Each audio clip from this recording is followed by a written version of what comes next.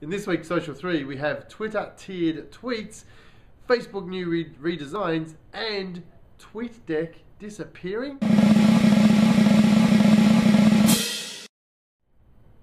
Hey, this is Andrew McCauley. This week we're talking about Twitter tiered tweets. Now, what are they? Twitter have just launched a new system where they can grade the amount of tweets and the responsiveness and the engagement that you've got from your Twitter account. Now, this is pretty massive news.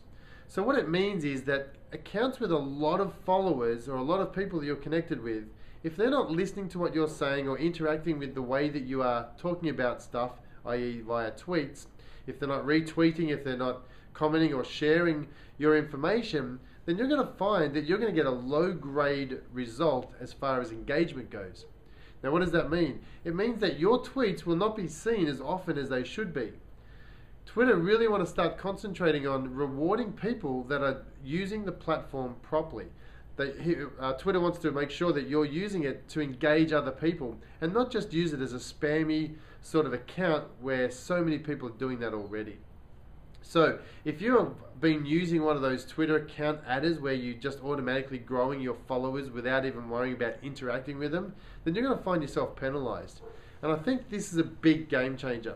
I know a lot of people are using those tweet automated systems where they're adding people and they're not interacting with those particular individuals. So what's going to happen is Twitter are going to come down and say, you know what, this account, your account, is not very relevant. So you want to start thinking about getting rid of some of those people that you're not interacting with, because it's going to do you a disservice if you have a large following and they're not interacting with what you're doing.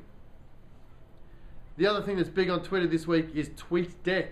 TweetDeck have decided to stop servicing the iOS and the Android market, and they're also taking away the Facebook integration. Now, if you're a big TweetDeck user, and I used to be a TweetDeck user, I've moved to something else called Hootsuite, but I used to be a big TweetDeck user.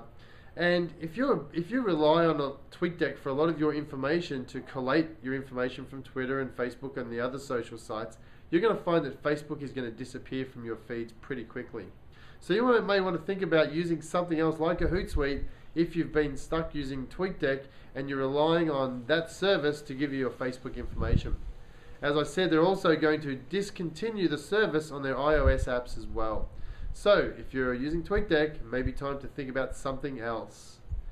And finally, in Social 3 this week, there's been rumors of a new design of Facebook yet again.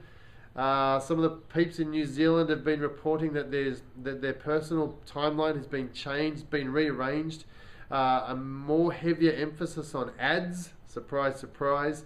So it may or may not come out and be rolled out to the rest of the world, but it's out there. This is what it looks like right now. So if you see that on your timeline, you see your timeline changes, just be ready. Facebook are changing it again. Alright, that's this week's edition of Social 3. I'm Andrew McCauley, the Social Media Bloke.